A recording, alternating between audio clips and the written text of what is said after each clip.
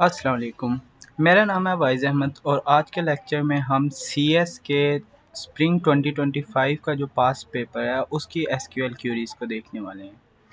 तो बेसिकली इसके अंदर जो फर्स्ट पार्ट दिया हुआ है, हमें ए पार्ट दिया हुआ है, उसके अंदर उसने कहा है कि क्रिएट करने हैं हम लोगों ने फॉलोइंग टेबल्स। जो टेबल्स उसने प्रोवाइड किए हैं उन्हें हम लोगों ने क्रिएट करना है और उसके साथ हम लोगों ने कॉन्स्ट्रेंट्स अप्लाई करने हैं। एट्रीब्यूट्स भी हमें दे दिए गए हैं, उनके साथ कॉन्स्ट्रेंट्स भी दे दिए गए हैं। डाटा टाइप्स हम लोग खुद से लगा लेंगे। तो बिल्कुल सिंपल सी क्रिएट की कमांड्स होती हैं, DDL कमांड जो सी डाटा डेफिनेशन या हम लोग स्ट्रक्चर पहले डिफाइन कर रहे होते हैं। तो हमारे टेबल का नेम क्या होने वाला है? टीचर। एट्रीब्यूट जो सा फर्स्ट एट्रीब्यूट हम रखेंगे टी अंडरस्कोर कोड। इसकी डाटा टाइप क्या रख सकते हैं हम लोग, क्योंकि मोस्ट ऑफ द टाइम हम लोग जो प्राइमरी की यूज़ कर रहे होते हैं उसको किसी न्यूमेरिकल डाटा टाइप से हम रिप्रेजेंट कर रहे होते हैं या यूनिकनेस कॉन्स्ट्रेंट उस पर लगा देते हैं। तो हम लोग क्या करेंगे कि टी अंडरस्कोर कोड को हम लोग इंट बना लेंगे या इंटीजर बना लेंगे, उसके बाद कॉन्स्ट्रेंट लगा देंगे प्राइमरी की। उसके बाद जो टी नेम होगा, टीचर का नेम होगा, उसको हम लोग वार चार बना लेंगे।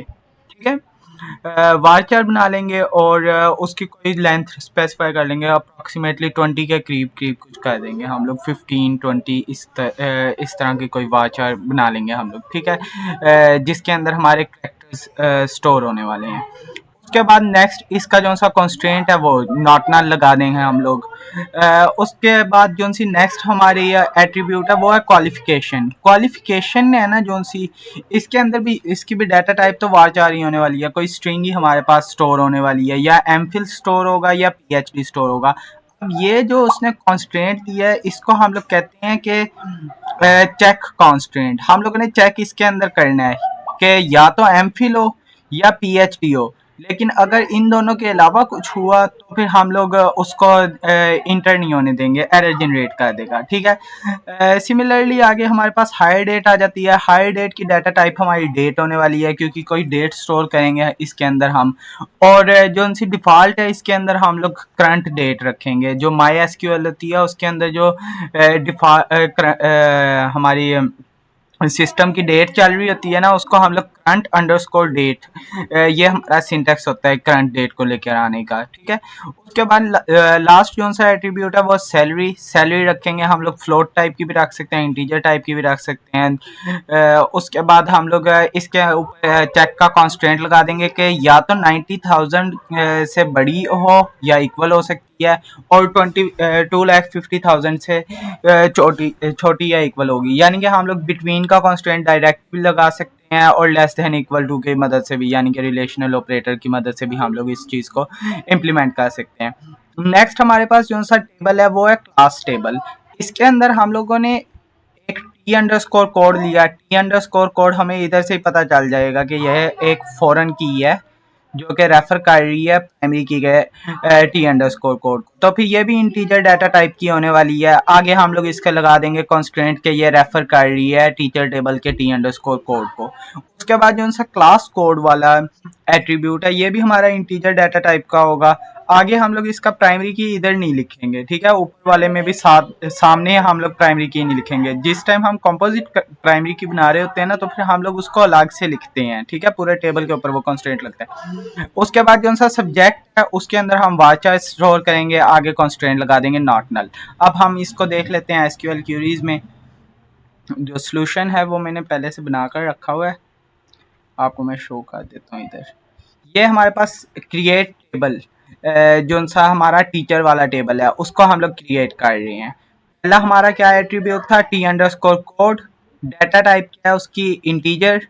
और उसके बाद हम लोगों ने जो कंस्ट्रेंट लगाया है वो है प्राइमरी की। ठीक है, नेक्स्ट हमारे पास टी नेम यानी कि टीचर नेम, उसका हम लोगों ने जो सी डाटा टाइप है वो रखी वार चार। 15 हम लोगों ने उसको स्लॉट्स दे दिए हैं कि 15 करेक्टर तक हमारा मैक्सिमम टीचर का नेम हो सकता है। उसके बाद हमारा जो कॉन्स्ट्रेंट है वो था नॉट नल का कॉन्स्ट्रेंट, वो हम लोगों ने सिंपल लिख दिया।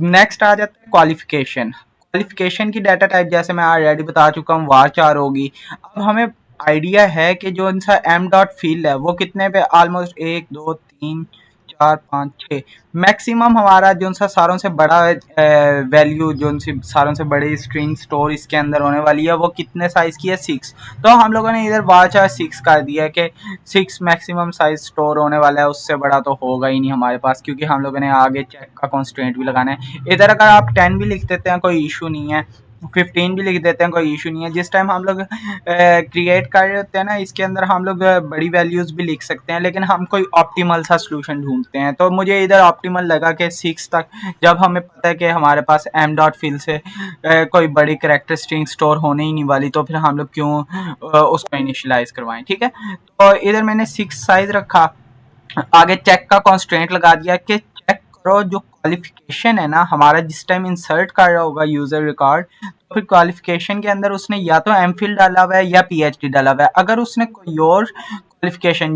जैसे कि बैचलर्स लेवल की क्वालिफिकेशन डाली हुई है, तो फिर वो हम लोग उसे रिजेक्ट कर देंगे, एरर जनरेट कर देंगे। ठीक है, तो ये हमारा चेक का कॉन्स्टेंट हो गया। उसके बाद हायर डेट की हम लोगों ने टाइप क्या रखी, डेट, और कंस्ट्रेंट हमारे पास क्या था कि डिफॉल्ट में करंट डेट को स्टोर करवाना है। जो अगर उसने हायर डेट दे दिया तो ठीक है, अगर उसने हायर डेट नहीं दी होगी इंसर्ट की क्यूरी के अंदर, तो फिर जो सी करंट डेट चल रही है वो हमारी डेट हायर डेट के अंदर स्टोर हो जाएगी। नेक्स्ट हमारे पास आ जाता है सैलरी वाला एट्रीब्यूट। इसकी भी डाटा टाइप इंटीजर रखी हुई है। उसके बाद इसके अंदर चेक का कंस्ट्रेंट लगा दिया कि सैलरी 90,000 से 2,50,000 के दरमियान होनी चाहिए। इससे ज़्यादा भी नहीं हो सकती, इससे कम भी नहीं हो सकती, इसके दरमियान होगी तो फिर वैलिड है। ठीक है, अगर इससे ज़्यादा या कम होती है तो फिर वो एरर जनरेट कर देगा। नेक्स्ट दूसरा टेबल आ जाता है हमारा क्लास वाला। इसके अंदर हमने क्या किया, पहले टी अंडरस्कोर कोड, जिस सीक्वेंस के अंदर उधर हमें क्यूरीज दी हुई थी उसी सीक्वेंस के अंदर मैंने इधर जिस सीक्वेंस के अंदर एट्रीब्यूट्स दिए हुए थे उसी सीक्वेंस के अंदर लिखे हुए हैं। तो T underscore code, integer data type रखनी थी, इंट रख दी, इंटीजर लिख दें या इंट लिख दें, दोनों क्यूरीज वैलिड हैं। ठीक है, उसके बाद रेफर किसको कर रही है, हमारे टीचर टेबल के टी अंडरस्कोर कोड को, यानी कि ये हमारी प्राइमरी की थी टीचर टेबल की, और इसको हमारा जो सा क्लास वाला टेबल है उसके अंदर ये रेफर कर रहा है। तो इधर वैसे आप इंटीजर अगर लिखना चाहेंगे मैं बता दूं, इंटीजर जो आपकी रिकमेंडेड बुक है उसके अंदर इंटीजर ही यूज हुआ है, तो फिर आप प्रेफरेबली इंटीजर यूज करना। वैसे अगर आप इंट भी यूज करते हैं तो एरर जनरेट नहीं होगा। ठीक है, उसके बाद नेक्स्ट आ जाते हैं हमारे पास क्लास कोड, ये भी इंटीजर डाटा टाइप का है। उसके बाद जो सा हमारा सब्जेक्ट है उसके अंदर कैरेक्टर स्ट्रिंग स्टोर होने वाली है, 10 कैरेक्टर स्ट्रिंग, अगर आप इधर 15 भी लिख लेते हैं तो वो भी वैलिड है। ये आपके ऊपर डिपेंड करता है, कोई आपको इधर हार्ड एंड फास्ट रूल नहीं है, जब तक आपको वो कुछ एग्जैक्ट दे नहीं देता। वो अगर कह देना कि इतने ही हमारे कैरेक्टर स्टोर होने चाहिए एट मैक्स, तो फिर आपको उतने ही करने होंगे, एग्जैक्टली वही देने पड़ेंगे। यानी कि अगर उसने एट मैक्स कहा होगा 10 कैरेक्टर्स लॉन्ग हो सकता है, तो फिर आप एट मैक्स 10 कैरेक्टर लॉन्ग के अकॉर्डिंग ही लिखेंगे, यानी कि 10 लिखेंगे। अगर वो आपको कोई इस तरह का कॉन्स्टेंट, मैंने आज तक कभी ऐसा कोई कॉन्स्टेंट देखा नहीं है किसी भी पेपर के अंदर कि उसने दिया हो कि एट मैक्स 10 कैरेक्टर्स इसके अंदर स्टोर हो। एरिया कोड्स वगैरह जो उनसे होते हैं वो हम लोग प्रेफरेबली 3 तक रखते हैं या 5 तक रखते हैं। ठीक है, उसके बाद इसने कॉन्स्टेंट हमें जो दिया हुआ था वो नॉट नल का कॉन्स्टेंट, तो यहाँ पे हम लोग अपना उसके मुताबिक कर लेते हैं, क्या नाम है, जो हमें अप्रोप्रिएट लगे। नॉट नल का कॉन्स्टेंट उसने दिया हुआ था, हम लोगों ने कॉन्स्टेंट लगा दिया नॉट नल का। उसके बाद हम लोगों ने क्या किया जी, प्राइमरी की बनाई कॉम्पोजिट। जब हमने कॉम्पोजिट प्राइमरी की बनानी होती है उसको इस तरीके से हम लोग अलग से स्पेसिफाई करते हैं। पैरेंथेसिस के अंदर हम दोनों एट्रीब्यूट्स डाल देते हैं जो उनसे हम लोगों ने प्राइमरी की का पार्ट बनाना है, जिन दोनों को। ठीक है, अब हमारे पास क्लास कोड भी प्राइमरी की थी, टी कोड भी प्राइमरी की थी। और दो चीज़ें जब प्राइमरी की होती हैं हमारे पास, तो उनको दो एट्रीब्यूट्स हमारे अगर प्राइमरी की के तौर पे ऐड करते हैं तो फिर उन्हें हम लोग कहते हैं कंपोजिट की।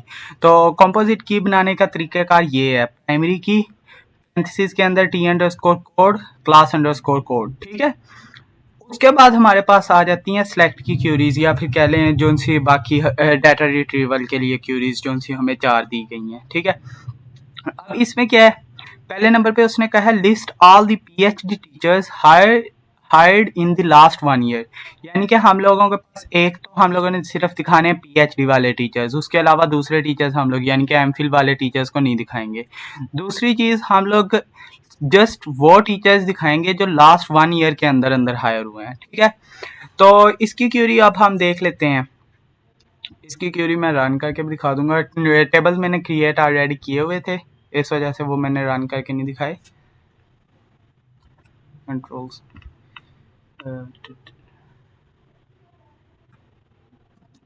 यहाँ पर देखें, अब हमारे पास सिलेक्ट कर लिया हम लोगों ने कौन से टेबल से, टीचर्स टेबल से, क्योंकि टीचर का डाटा हम लोगों ने दिखाना है।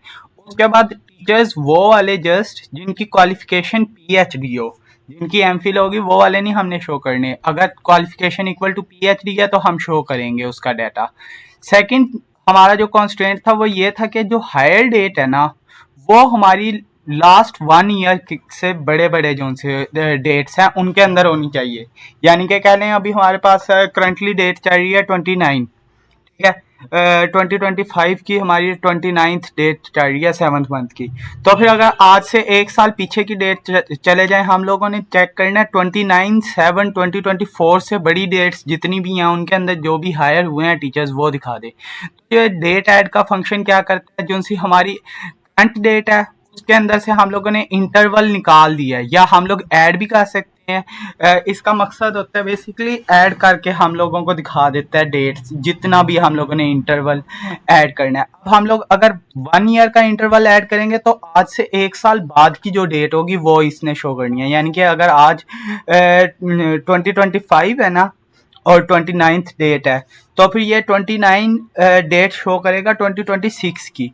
लेकिन इधर मैंने क्या किया, -1 ईयर, यानी कि एक साल पीछे की डेट शो करवाओ। एक साल पीछे की डेट हमारे पास आ गई, यानी कि 2024 की डेट आ गई, और उसने हमें वो डेट रिटर्न करवा दी। उससे अगर हमारी डेट बड़ी होगी तो फिर हम लोग क्या कहेंगे कि हमारी विद इन ईयर जो जितनी भी हायर डेट्स हैं वो उससे बड़ी होने वाली हैं।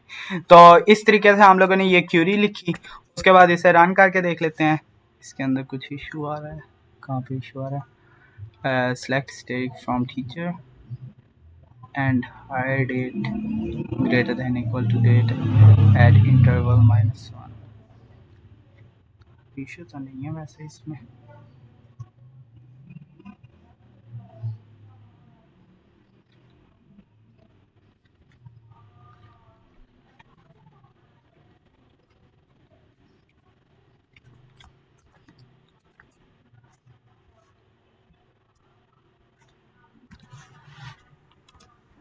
तो बेसिकली जो सा इशू था वो ये था कि डेट अंडरस्कोर ऐड आना था। ये मैंने इधर डेट अंडरस्कोर नहीं डाला हुआ था, तो डेट अंडरस्कोर ऐड ये हमारा सिंटैक्स है एग्जैक्ट। अब देखें एक छोटा सा इशू यानी कि छोटा सा सिंटैक्स एरर की वजह से इस तरीके से आपकी जो सी क्यूरी है वो बिल्कुल वर्क नहीं करती, जबकि बाकी सारा कुछ ठीक है।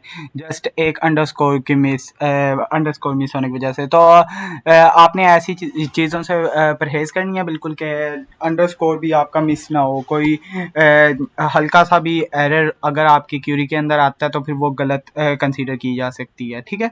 उसके बाद नेक्स्ट क्यूरी की तरफ हम लोग चलते हैं, बल्कि इसको एक दफ़ा रन तो कर लें। रन किया तो फिर ये देखें आपका 24/8 ये अब 8वें महीने का है। अगर अभी देखें ना हम लोग डेट तो वो 7 है, 7th मंथ है। तो ये विद इन एन ईयर जितनी भी डेट्स पर हायर किए गए एम्प्लॉयज़ हैं उनका हमारे पास रिकॉर्ड सिर्फ रिट्रीव होगा, ठीक है। उसके बाद नेक्स्ट क्यूरी की तरफ चलते हैं। नेक्स्ट क्यूरी क्या है हमारी? नेक्स्ट क्यूरी में उसने पूछा हुआ है कि find the details of the most recently hired. यानी कि हम लोग मैक्सिमम हायर डेट निकाल लेंगे और हम लोग चेक कर लेंगे जिस टीचर की हायर डेट मैक्सिमम हुई वो हमारा मोस्ट रिसेंटली हायर्ड है। या फिर दूसरा तरीका ये होता है कि हम ऑर्डर बाय कर लें डेट के अकॉर्डिंग, हायर डेट के अकॉर्डिंग डिसेंडिंग ऑर्डर में, यानी कि सारों से बड़ी वाली डेट हमारी सबसे टॉप पर आ जाएगी और लिमिट लगा दें 1 की। तो दोनों तरीके मैंने इधर दोनों जो उनसे मेथड्स हैं वो इधर लिखे हुए हैं। यानी कि एक तो तरीक़ेकार है ये वाला, select asterisk from teacher where hire date is equal to, यहाँ पर सब क्यूरी लगाई है हमने, मैक्सिमम हायर डेट निकाल ली, उसके बाद टीचर की मैक्सिमम हायर डेट निकाली और उसको हम लोगों ने इधर पेस्ट कर दिया, ठीक है। दूसरा हमारा हम लोगों ने ऑर्डर बाय हायर डेट कर लिया और उसकी लिमिट 1 लगा दी, ठीक है। अब इन दोनों क्यूरीज को भी रन करके देख लेते हैं हम। Select max hire date from teacher table. Teacher table से हम लोगों ने मैक्सिमम हायर डेट जो सी है वो निकाल ली पहले, और चेक किया जिस भी टीचर की hire date equal to the that maximum hire date होगी उसका रिकॉर्ड दिखा दो। अगर हमारे पास दो टीचर सेम हायर डेट पर जो कि मैक्सिमम हायर डेट है उस पर हायर हुए होंगे तो फिर उन दोनों का रिकॉर्ड भी शो कर देगी। ये पहली क्यूरी।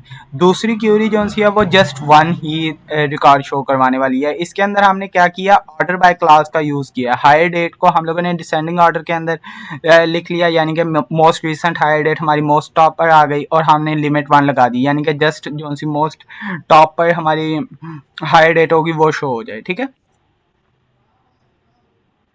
ये यहाँ पर आप देख सकते हैं, ये विक्रम जोशी जो सा था हमारा मोस्ट रिसेंटली हायर्ड टीचर था। सिमिलरली इस वाली ये क्यूरी से भी हमारा सेम ही रिजल्ट आया, ठीक है। जस्ट ये अगर कोई और भी एम्प्लॉय ऐसा होता जो 2025 4 एंड 10 को ही हायर हुआ होता तो फिर पहली क्यूरी से ये आंसर आना था कि हमारे पास दूसरा जो टीचर भी एम्प्लॉय हुआ था सेम ही हायर डेट पे, तो उसका भी रिकॉर्ड शो हो जाना था। दूसरी क्यूरी के अंदर ऐसा कुछ भी नहीं होता, ठीक है। अब चलते हैं हम इससे नेक्स्ट क्यूरी के ऊपर। इससे नेक्स्ट क्यूरी के अंदर वो क्या कह रहा है जी, हम देखते हैं। उसने कहा है लिस्ट करें तमाम उन टीचर्स का रिकॉर्ड जो उनसे सॉरी जस्ट टीचर्स का रिकॉर्ड शो करना है, और उनके साथ हम लोगों ने ये भी शो करना है कि कितनी कितनी क्लासेस हर टीचर ने पढ़ाई हैं। तो हम लोग सिंपल क्या कर सकते हैं, तरीक़ेकार ये है कि हम लोग दोनों टेबल्स को कंबाइन करेंगे, ज्वाइन करेंगे, ठीक है। दोनों टेबल्स को ज्वाइन करेंगे किसकी बेस पे, टी अंडर स्कोर कोड की बेस पर। और हम लोग जो उनसे क्लास कोड है उसको, यानी कि जितनी भी क्लासेस हैं क्लास कोड से हमें पता चल जाएगा कि कितनी क्लासेस पढ़ाई हुई हैं, तो हम लोग उनको काउंट कर लेंगे on the base of grouping करेंगे हम लोग टी अंडर स्कोर कोड के मुताबिक, ठीक है। टी अंडर स्कोर कोड के मुताबिक जिस टाइम हम लोग ग्रुपिंग करेंगे ना उससे हमें ये मिलेगा कि कितनी क्लासेस हमारे एक पर्टिकुलर टीचर ने पढ़ाई हैं, ठीक है। इस क्यूरी को भी देख लेते हैं हम लोग एग्जीक्यूट करके। ये मैं क्यूरी आपको समझाता भी हूँ, ये थोड़ी सी अलग क्यूरी। तो इसके अंदर ये क्या किया हुआ है, पहले नंबर पे तो ये एलाइस है टी डॉट स्टेरिक, यानी टीचर के जितने भी एट्रीब्यूट्स हैं उन सारों का रिकॉर्ड हमने शो करना है। स्टेरिक शो कर रहा है ऑल, और टी शो कर रहा है कि हमारा एलाइस हम लोगों ने टीचर के लिए यूज़ किया, क्लास के लिए एलाइस यहाँ पर यूज़ किया सी, ठीक है। उसके बाद हम लोगों ने काउंट क्या किया, क्लास कोड को, या फिर क्लास कोड को ना भी काउंट करें, अगर हम लोग स्टेरिक को भी काउंट करते हैं तो फिर भी ये ठीक रिकॉर्ड ही शो करेगा। क्लास कोड इसलिए थोड़ा सा रीडेबिलिटी हमारी आसान हो जाए, ठीक है। तो क्लास कोड को हम लोगों ने काउंट किया, यानी कि कितनी कितनी क्लासेस हमारे टीचर ने पढ़ाई हैं वो सारी हम लोगों ने काउंट कर ली as number of classes start, कितनी क्लासेस हमारी पढ़ाई गई हैं, ये हम लोगों ने एलाइस यूज़ कर लिया। जिस टाइम हमारे रिजल्ट आएगा तो फिर उधर एट्रीब्यूट का name number of classes start होगा, ठीक है। कौन से टेबल से हम लोग रिट्रीव कर रहे हैं, टीचर टेबल से, और ज्वाइन कर रहे हैं उसको हम लोग क्लास टेबल के ऊपर। इससे भी बेटर एक अप्रोच ये है, आप लेफ्ट ज्वाइन यूज कर लें कि जितने भी टीचर्स हैं उन सबका रिकॉर्ड शो होगा, चाहे कोई ऐसा टीचर भी हो जो जिसने कोई क्लास ना भी पढ़ाई हो, उसके सामने नंबर ऑफ क्लासेस स्टार्ट 0 आ जाएगा, ठीक है। ज्वाइन कर लिया हम लोगों ने किसकी बेस पर, टी अंडर स्कोर कोड की बेस पर जो हमारा कॉमन एट्रीब्यूट था, और ग्रुपिंग कर ली हम लोगों ने किस बेस पर, टी अंडर स्कोर कोड। मैं ग्रुपिंग किए बगैर आपको दिखाता हूँ कि किस तरीके से ग्रुपिंग करूंगा, किए बगैर दिखाऊंगा तो फिर तो ये काउंट वाला आप यूज़ नहीं कर सकते, ठीक है, क्योंकि काउंट हम लोगों ने करने होते हैं किसी पर्टिकुलर चीज़ की बेस पर। अब हम लोग काउंट यूज़ किए बगैर देखते हैं कि क्या चीज़ हमारा किस तरीके से रिकॉर्ड शो होने थे और वो काउंट करने का क्या मकसद था। ये हम लोगों ने काउंट अगर नहीं किए तो फिर इस तरीके से हमारे रिकॉर्ड शो हो जाने थे। अब यहाँ पर आप देख सकते हैं एलिस खान 2 दफ़ा आ रहा है, उसके बाद ब्रायन स्मिथ हमारा, शायद ब्रायन स्मिथ भी एक से ज़्यादा दफ़ा, ब्रायन स्मिथ नहीं है, मैसन भट्ट आ रहा है 2 दफ़ा, सोफिया मलिक आ रही है। ये काफ़ी अजीब सही रिकॉर्ड बना हुआ है इसने। और इसके अंदर ये है कि डाटा हमारा रिपीटेड आ रहा है काफ़ी सारा। अगर हम लोग ग्रुपिंग कर लेते हैं, ग्रुप बाय टीचर टेबल का ग्रुप बाय t कोड कर लेते हैं, तो क्या होता है, जस्ट हमारा एक टीचर का जो सा कोड है वो एक दफ़ा ही शो होने वाला है, यानी कि एक कोड एक दफ़ा यूनिक हो गया ये अब, ठीक है। उसके बाद हम लोग हर टीचर की क्या शो करना चाह रहे हैं कि कितनी कितनी उसने क्लासेस पढ़ाई हैं, तो हम लोग वो इस तरीके से काउंट कर लेंगे, क्लास कोड्स को काउंट कर लेंगे एज नंबर ऑफ क्लासेस, ठीक है। अब इसको हम लोग शो करते हैं स्क्रीन पर। तो अब यहाँ पर आप देख सकते हैं ब्रायन स्मिथ ने कितने की हैं क्लासेस स्टार्ट, 1, कार्ला सिंह ने 1, and so on so fourth, सारे टीचर्स की हमारे पास आ गई। अगर कोई ऐसा टीचर होता जिसने कोई भी क्लास ना पढ़ाई होती तो उसके सामने 0 आ जाता। अगर हम लोग लेफ्ट ज्वाइन नहीं यूज़ करते तो ये होता है कि हमारे पास ऐसे टीचर्स को एलिमिनेट कर देते हैं जिन्होंने कोई भी क्लास नहीं पढ़ाई होगी, वो शो ही नहीं करेगा। तो बेटर अप्रोच यही होगी कि लेफ्ट ज्वाइन यूज़ कर लिया जाए, ठीक है, कि हमारा जो लेफ्ट टेबल है उससे सारा कुछ रिट्रीव हो, राइट टेबल से सारा कुछ रिट्रीव करने की हमें ज़रूरत नहीं है। अब चलते हैं हम नेक्स्ट की तरफ। नेक्स्ट हमारी क्यूरी क्या थी? नेक्स्ट क्यूरी है हमारी display the data of both of the above table. अब इसने कोई हमें एग्जैक्टली चीज़ स्पेसिफाई नहीं की है इस क्यूरी के अंदर ना, ये थोड़ी सी इसने क्या लें एम्बिगुअस टाइप की क्यूरी दी है कि display the data of both of the above tables. अब इसको मैं जिस सेंस में देख सकता हूँ वो यही है कि हम लोग ज्वाइन करके दोनों टेबल, क्योंकि एक ही क्यूरी हम लोगों ने लिखनी है, वैसे तो इसका ये भी बन सकता है कि आप दोनों टेबल्स का अलग अलग डाटा शो करवा दें, लेकिन ज़्यादा बेटर ये है कि आप एक सिंगल क्यूरी ही लिखें ऐसी कि आपके दोनों टेबल्स का सारा सारा डाटा शो हो जाए। अब उसके लिए क्या करते हैं, हम फुल आउटर ज्वाइन यूज़ करते हैं। फुल आउटर ज्वाइन का मतलब होता है कि जोन से हमारे टीचर के एट्रीब्यूट्स, टीचर के जितने भी रिकॉर्ड्स हैं वो भी सारे शो हो जाएं, जो हमारे क्लास के सारे रिकॉर्ड्स हैं वो भी शो हो जाएं। अगर कोई ऐसी क्लास है जिसे कोई टीचर नहीं पढ़ा रहा, वो वाला रिकॉर्ड भी शो होगा हमारा फुल आउटर ज्वाइन के अंदर, ठीक है। और कोई अगर ऐसा रिकॉर्ड है जो सा हमारा कोई ऐसा टीचर है जो हमारा कोई भी क्लास को नहीं पढ़ा रहा, किसी क्लास को नहीं पढ़ा रहा पर्टिकुलर को, तो वो भी हमारा डाटा शो होगा, सारा डाटा शो होता है, यानी कि दोनों टेबल का जो इक्वल होगा वो तो हमारे इक्वल इक्वल कॉलम्स बन जाएंगे, जिस तरह सिंपल ज्वाइन के अंदर हमारे इक्वल जोन से होते हैं एक ही कॉलम बन जाता है, उसको अलग अलग दो दफा नहीं दिखाएगा। वो जो हमारे एक्स्ट्रा एडिशनल ऐसे से एट्रीब्यूट्स ऐसे से हमारे रिकॉर्ड्स होंगे ना, जिसके अंदर कह लें टीचर के कॉरिस्पॉन्डिंग कोई क्लास नहीं या किसी क्लास को कोई टीचर नहीं पढ़ा रहा, उनके कॉरिस्पॉन्डिंग ये होगा टीचर वाले डाटा के अंदर ना ला जाएगा। अगर किसी क्लास को कोई टीचर नहीं पढ़ा रहा तो फिर उसके अंदर हमारे पास क्लास की तरफ ना ला जाएगा। तो फिर बेटर अप्रोच मेरे मुताबिक सारों से यही है कि हम फुल आउटर ज्वाइन को यूज़ कर लें। जो माई एसक्यूएल होती है उसके अंदर डायरेक्टली हम फुल आउटर ज्वाइन को इम्प्लीमेंट कर नहीं सकते, तो हम यूज़ करते हैं यूनियन का, ठीक है।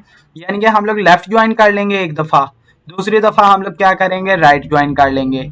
यहाँ पे मैं थोड़ा सा इनको सेपरेट करके दिखा देता हूँ कि एक क्यूरी एक किस्म की कह लें, एक ये अलग क्यूरी बन जाएगी जिसके अंदर ये होगा कि हम लोगों ने लेफ्ट ज्वाइन कर लिया, टीचर का सारा डाटा शो करो, क्लास के कोरिस्पॉन्डिंग जो डाटा है वो तो शो करना ही है, लेकिन क्लास अगर कोई ऐसी क्लास आ जाती है जिसको कोई टीचर नहीं पढ़ा रहा तो वो वाला रिजल्ट इस टेबल की इस क्यूरी के नतीजे में नहीं आने वाला, वो आएगा इस क्यूरी के नतीजे में। अब इस क्यूरी के नतीजे में वो चीज़ें आएंगी, अगर हमारे पास कोई ऐसी क्लास है जिसको कोई टीचर नहीं पढ़ा रहा, वो रिकॉर्ड भी हमारे रिट्रीव होगा।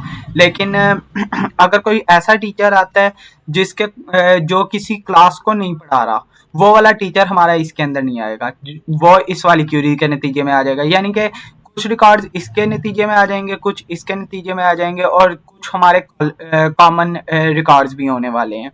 दोनों को जब यूनियन करेंगे तो क्या होता है, यूनियन का तरीके का आपको आइडिया होगा, मैथ बेसिक मैथ्स तो सबको ही आती है कि यूनियन के नतीजे में ये होता है कि हमारे पास पहले टेबल का जितना रिकॉर्ड है वो भी आ जाएगा, दूसरे टेबल का जितना रिकॉर्ड है वो भी आ जाएगा, जो कॉमन एट्रीब्यूट्स हैं या कॉमन रिकॉर्ड्स हैं वो भी आ जाएंगे। मैं इसको ग्राफिकली भी दिखा देता हूँ आपको यूनियन किस तरीके से काम कर रहा होता है।